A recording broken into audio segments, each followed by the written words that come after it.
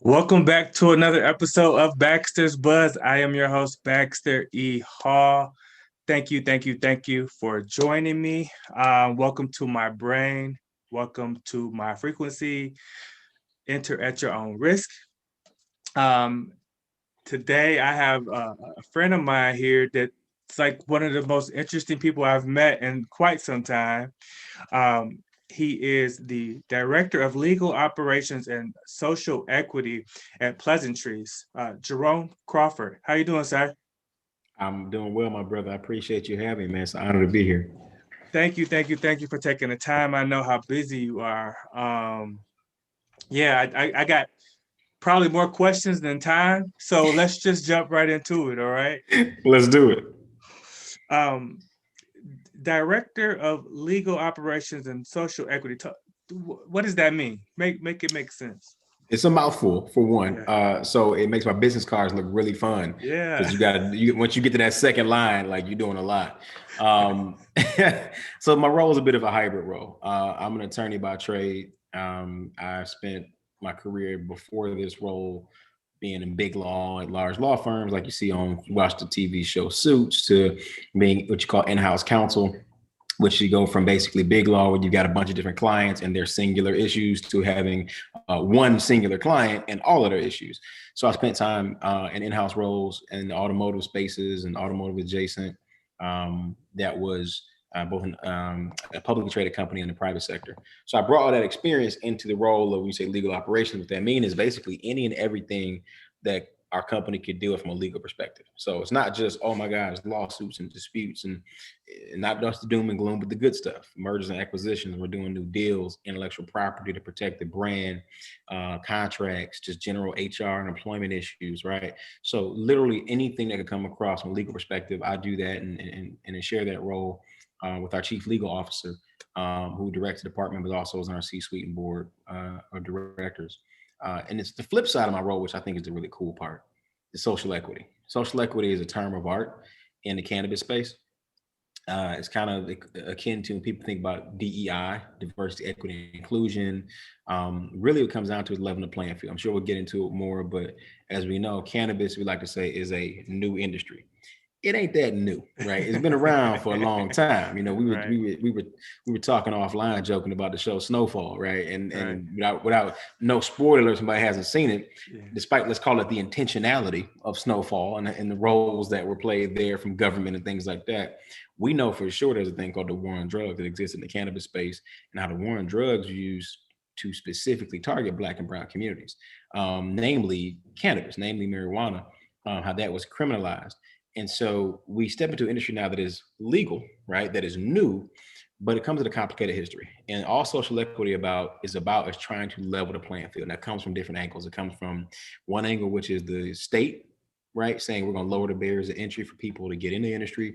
It comes from legislation and advocacy work, where it's, hey, how do we do anything for people that are still locked up behind bars for something that's now legal, that was illegal when they did it, or literally illegal, but now they Right. jammed up.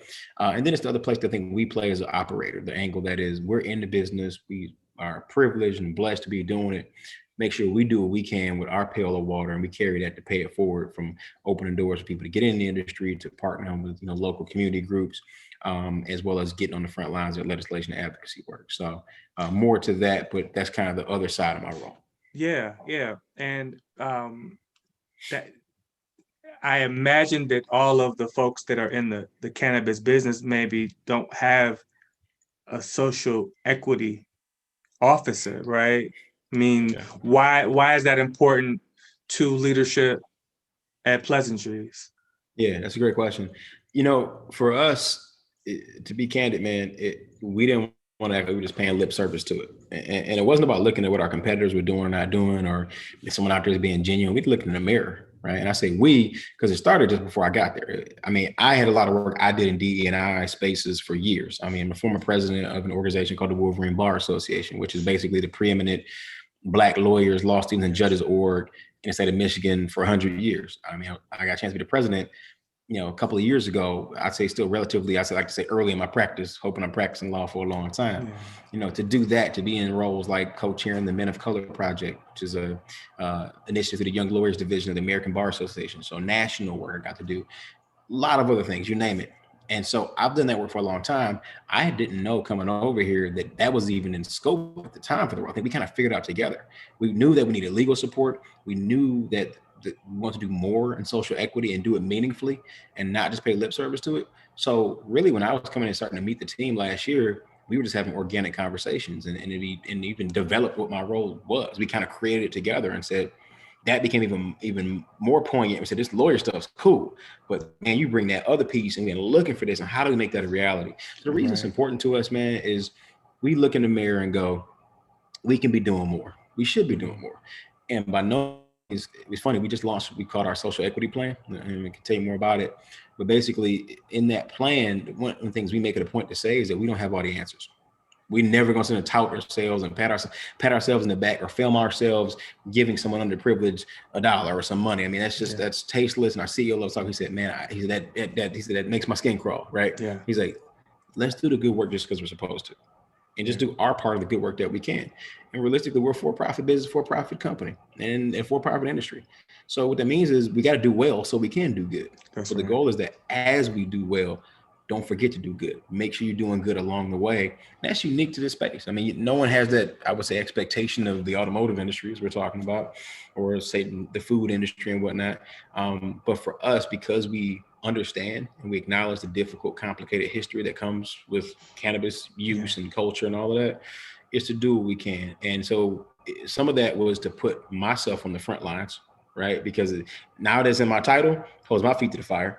But also then it holds the company's feet to the fire. Or y'all have someone that social equity falls under a person, right? And one thing people know about me, I'm not a tokenism guy. It's not, oh, you gave the black guy the title. No, I mean, we very clear about that.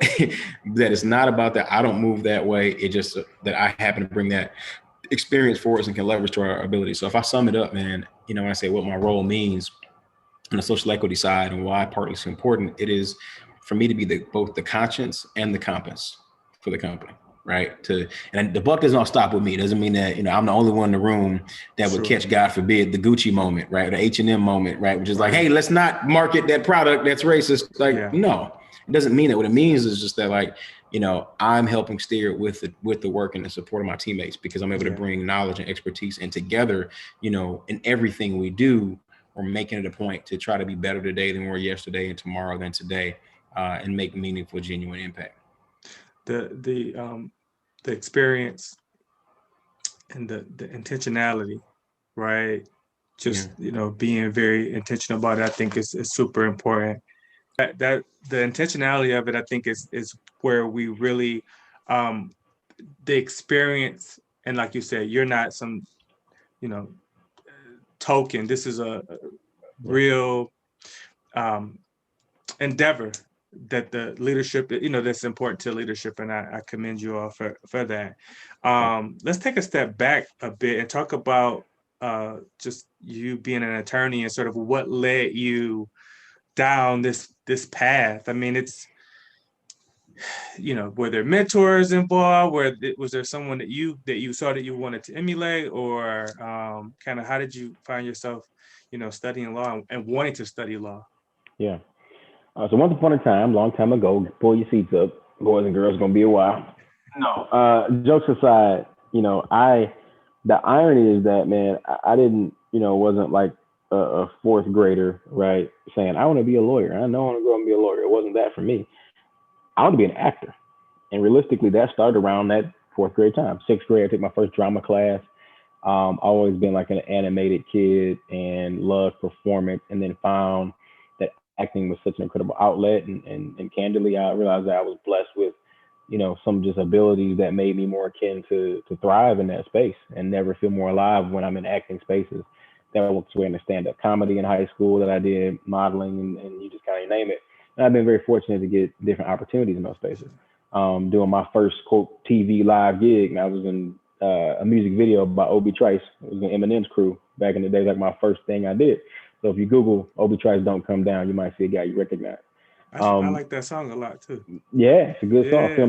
Filmed at his childhood home off of Schoolcraft, man. So it's really dope. And Eminem is really short in real life. In case anybody wonders, like, if you think he is, like, he's like a little dude. But so you think about the fire he's spitting from that frame it just even speaks more to his legacy. Yeah. But that aside, man, like, I thought I wanted to be an actor. That was my dream. I wanted to be on Nickelodeon. I was like, yo, I'm in high school. Put me on all that, bro. That's where I want to be. Yeah. And then I discover, entertainment. I actually heard of a thing called entertainment law. And I'd never even heard of this term. It was a concept. One of my classmates, shouts to you, ASR, Ashley Reed, man. Classmate at the time, good friend, from high school, went to undergrad together and whatnot and all that. Her dad's an entertainment lawyer. And I was like, oh, there's such a thing. And so I was like, yo, we got to talk. We got to chop it up. And so she actually was gracious enough to connect me with her dad, like way back then. We got in contact again back when I was even considering, once I got into undergrad and thought law school was the play. But there was conversations through him. And then my dad, I was in law enforcement. My dad was in the military, did work as a federal investigator, had his own private investigation firm. So I always had an eye for law enforcement. I thought, man, maybe I'll go FBI or something like that and just, then maybe law school. But and I realized I didn't want to get shot in real life, right? I was like, I can play getting shot real good, right? Splash the blood pack, get up, right? And I'm cool. Yeah. And I'm like, oh, they got me, fam. Like, cut, cool. I go back to my trailer. So I like that concept more. And I realized that, entertainment law, what better way to touch the industry? So a lot of that was my focus, what touched the industry. And I was fortunate to learn, if you will. I mean, maybe it does something, I think, to your risk tolerance. When you realize that TV and film, especially acting, is very fickle of an industry. It has nothing to do with just being the most talented, the best resume. Sometimes it's the right phase, right place, right time. And I got exposed early to the industry, became a lot of tools. So it allowed me to do something unique in both build a, quote, meaningful career, right, with an advanced professional degree, with a doctorate level degree, and have incredible experience and practice in a day job, while simultaneously I've been able to do a lot of acting work. I've been signed with agencies for 17 years now, right? That's awesome. Awesome. Where I've still been able to do work here and there as it comes. Some years it's only a couple, commercial gigs throughout that year and a play or here or there. But it just depends on the flow. And so, slowly but surely that opened my eyes to law. And then as I got into law preparation, so from undergrad, pre-law courses and majors, and then getting into law itself, that fervor and excitement for it just grew more. Law lawyers say, oh, I knew I wanted to argue my whole life or something like that. It wasn't that. It's the advocacy piece, and then realizing what advocacy really means. I think that bleeds in even the work I do today. The advocacy, courtroom is what we look at in Law and Order, and you see a show, and that's how you. But advocacy comes in so many different forms. Sometimes it's advocacy in the boardroom, advocacy in that meeting, advocacy when you're among a group of peers and friends, right?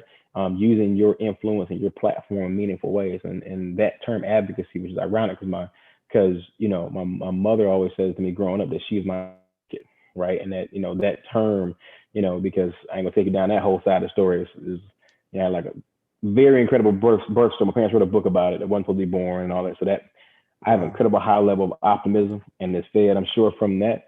But that term of advocacy, right? And so that hits me so hard with a chance to use this degree in a way to help people, right? Yeah. So and then fast forward, man, and all the career stuff I shared before, here we are. Wow. And the advocacy piece, there's different levels of it, right? I talk about it a lot as far as just self-advocacy. Just speaking up. You said something about the acting piece. I'll say it in just in general life or corporate America. It's not always the nice guy who wins. It's not always the most talented person, the most qualified, right? It's those that speak up for themselves.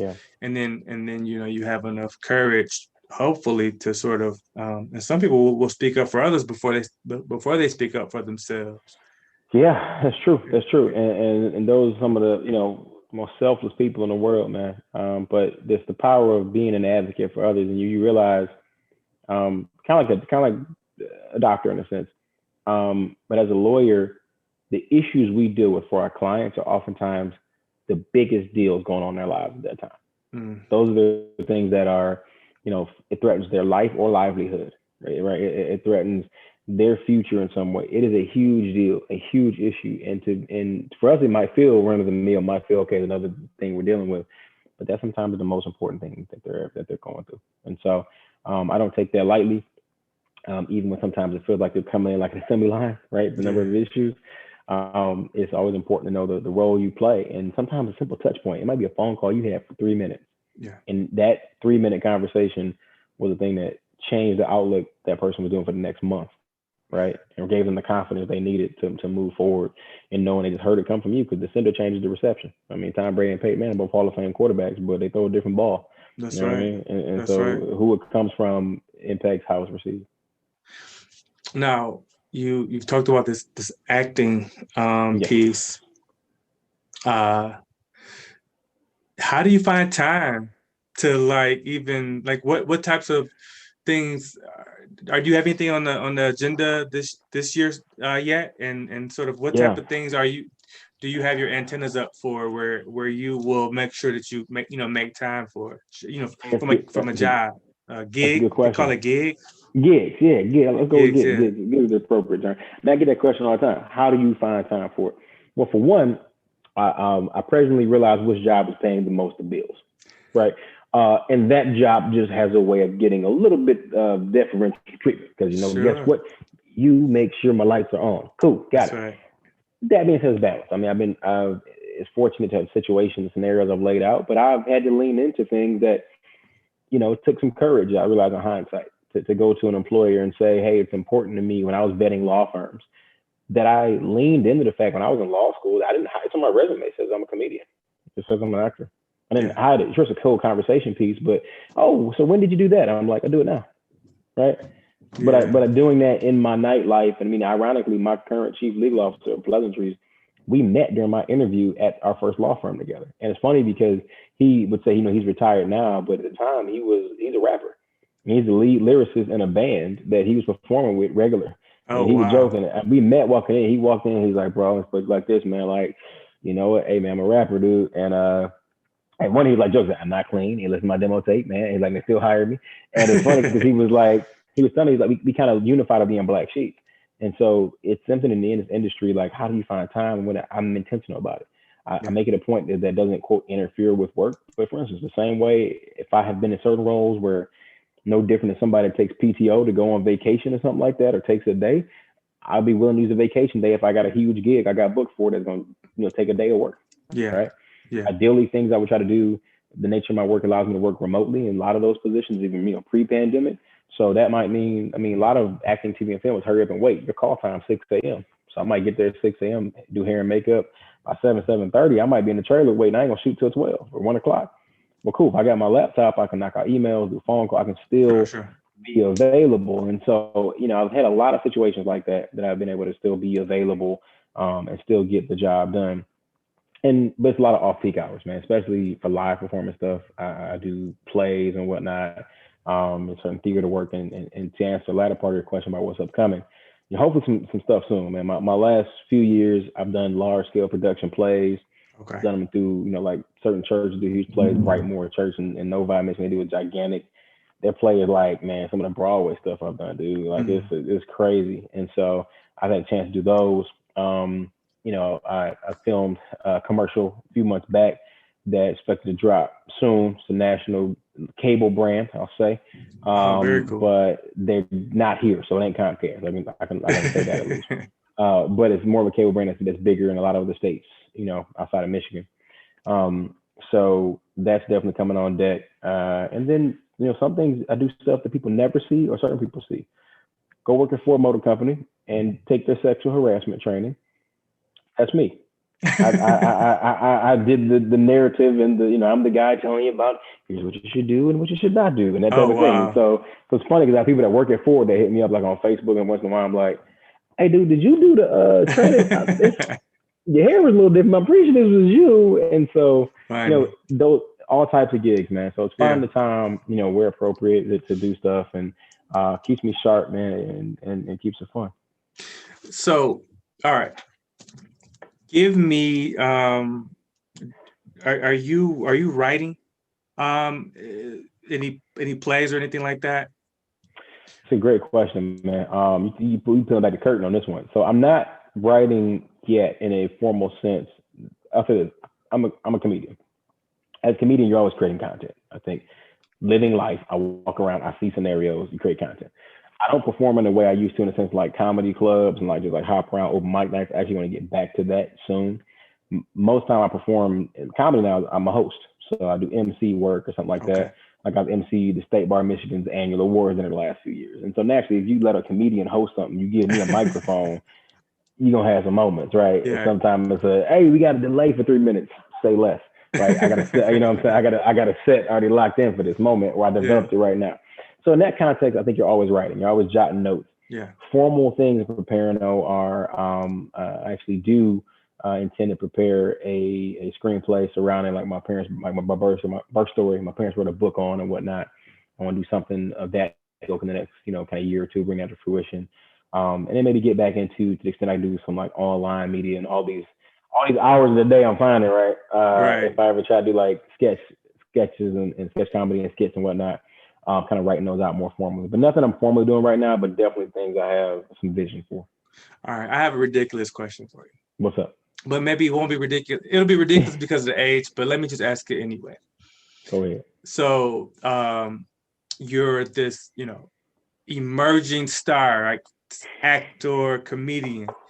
And you're also doing this great work, social equity, the legal piece, right? We don't want to diminish that. But if someone were to play you in a movie,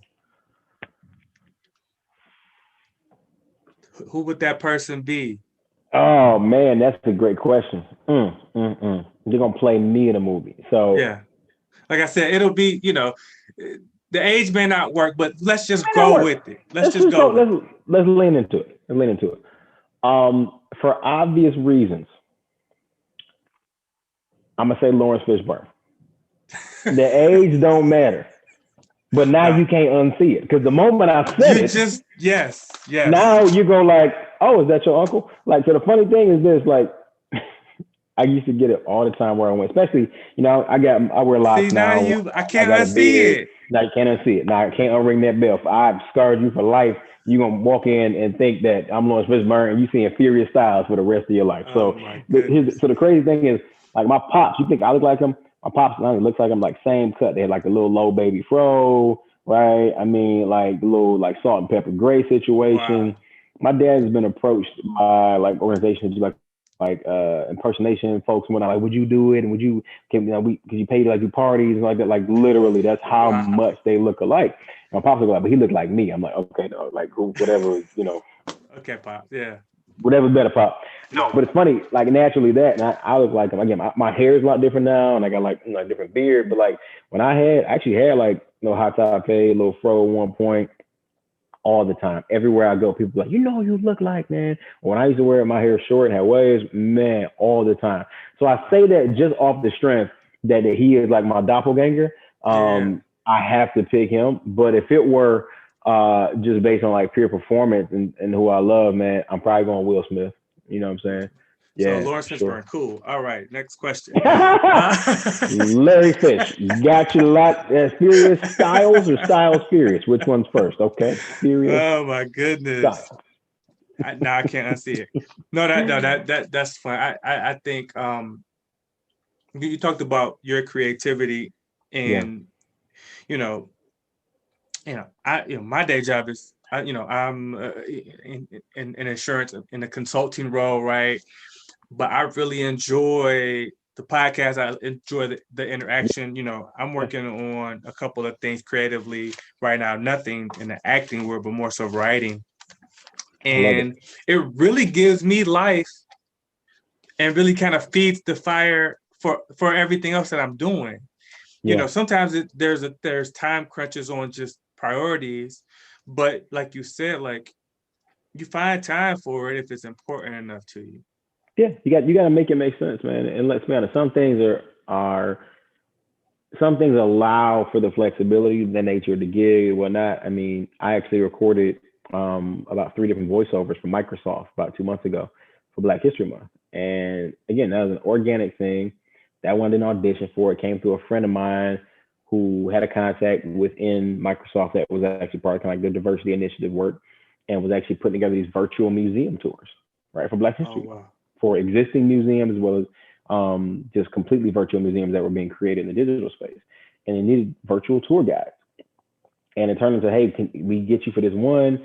And sure, I did it. And she was like, I love working with you. Can you do more, right? And this one over here didn't give us the end result. Would you re-record this one for somebody else? And, you know, here I am in the span of 2 weeks. I'm doing more stuff for Microsoft. I didn't see coming. Now, when I was recording them, one day on the West Coast, so I was doing stuff at 11 o'clock at night. Mm-hmm. I mean, that's when I recorded, you know what I mean? And that's because I was on such a rush basis that I couldn't like get away from work. I had pending and stuff going there that was hot.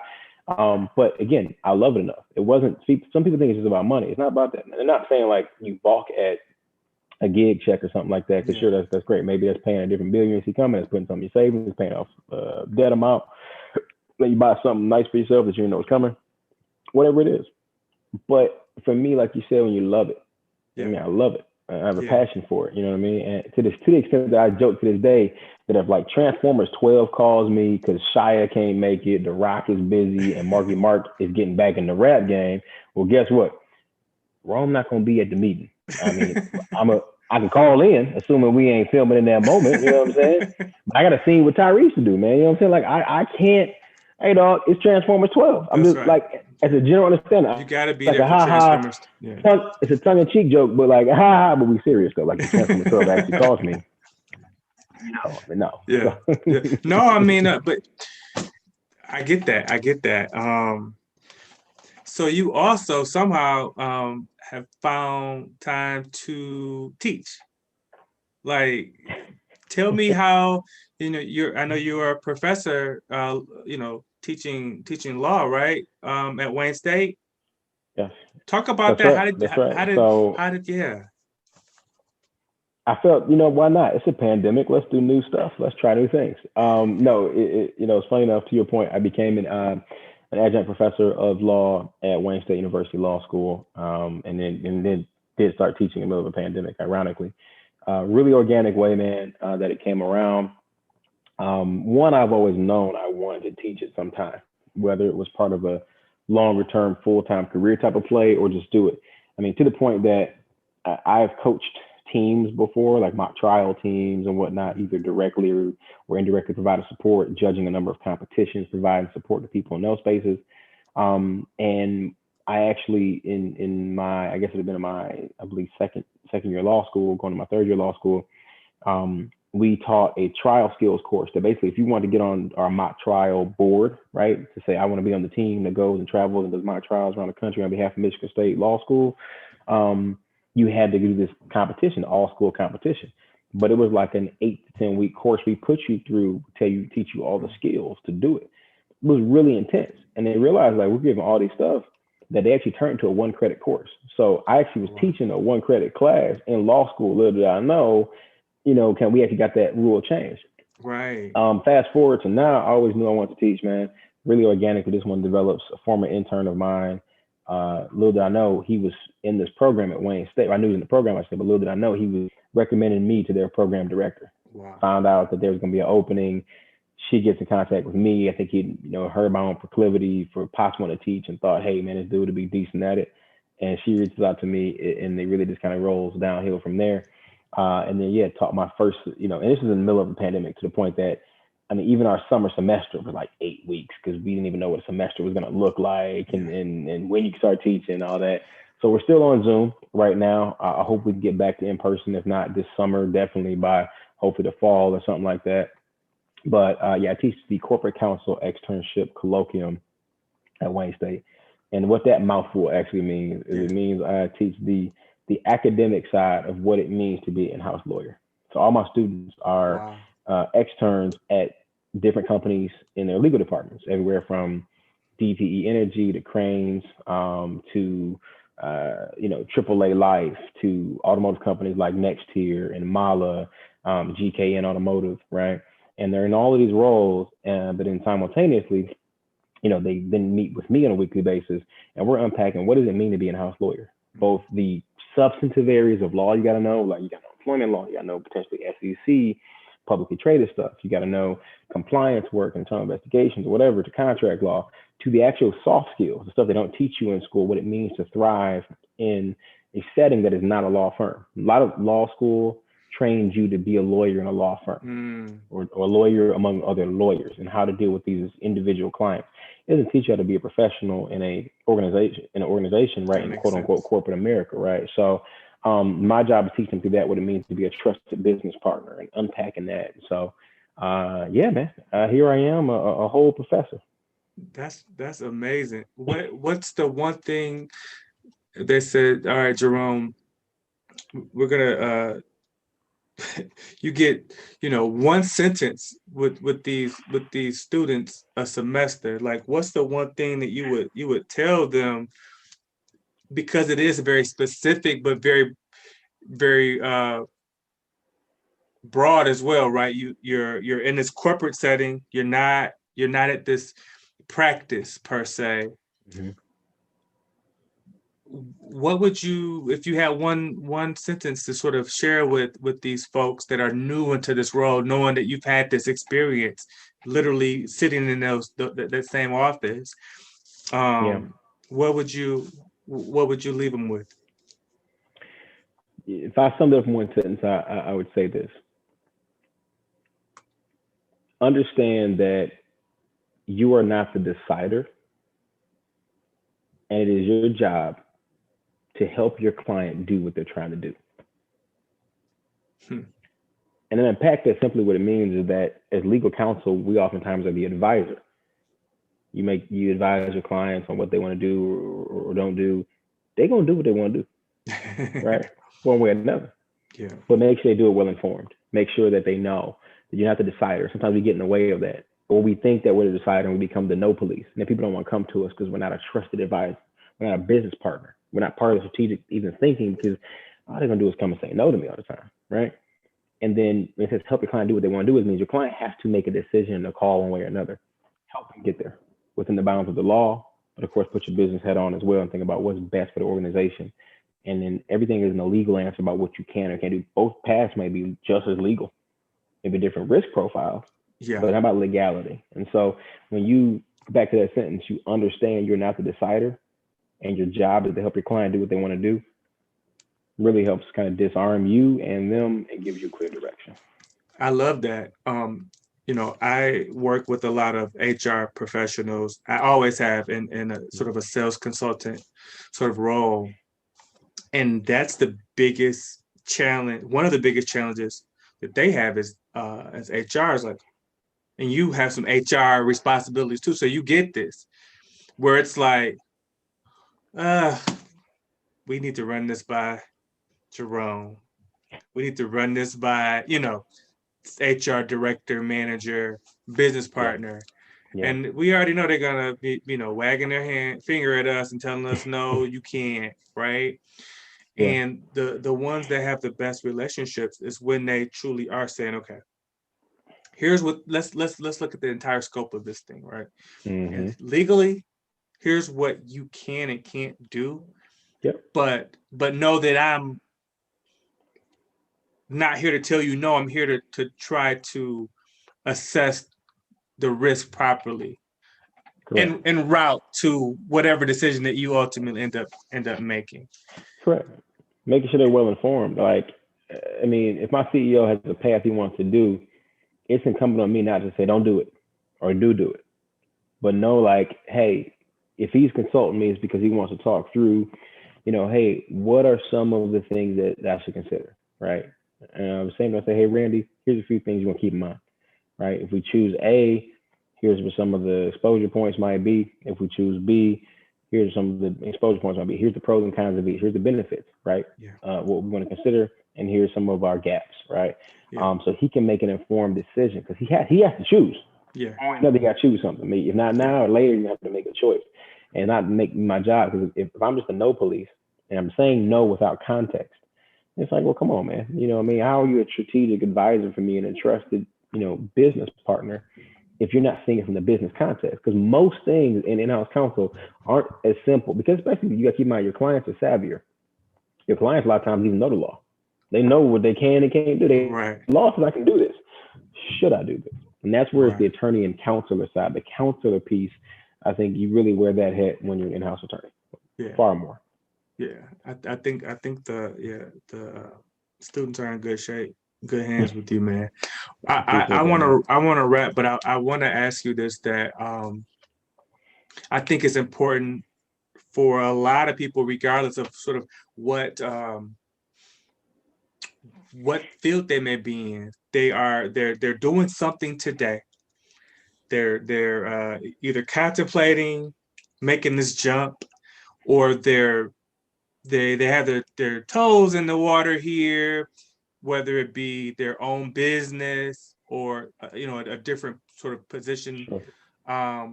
And they're trying to figure out, okay, when do I make the jump, or how do I make the time?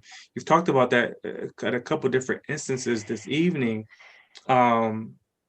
Just general advice for folks that are looking to decide how to stick their toe, or to maybe jump both feet in like entrepreneurship, something they've toyed with. Someone said, wow, you do this really well. Have you thought about making a business of it? You have a great acumen for this, or this product that you make, this service that you provide. Man, have you thought about doing this as your full-time job? But Right. they can't make it make sense yet because fear and the lights need to be paid, kept on, right? All these things are still a piece of their decision making. Like, Yeah. just in general, like what advice would you provide for folks Yeah. that are sort of in this in between stage where they haven't fully embraced this entrepreneur path, but it's something that they are sort of seriously considering? In the words of great basketball legend, we all know him, you miss 100% of the shots you don't take. And just like the GOAT would say, if I don't take the shot because I'm scared of missing, then I have no chance of making it. So it is really imperative to, put yourself in position and take the shot. But it's the put yourself in position part. If MJ pulls up from half court versus the free throw line, he know I got a better chance of making that shot. If you crossing over, B. Russell at the half court line versus the free throw line, my epic moment, has a better chance of being more epic if I know I'm in a better position to make the shot. Yeah. So he still takes the shot, but put yourself in position. So my advice to you is not don't take the shot, but put yourself in the best positions you can to make it. The irony of I think me living a bit of a hybrid life, not just the hybrid career. And shout out to my guy Rob Copeland, appreciate that. He started a golf brand called Hybrid. So the word hybrid been in my head all day. I said hybrid job role and hybrid life and all this crazy.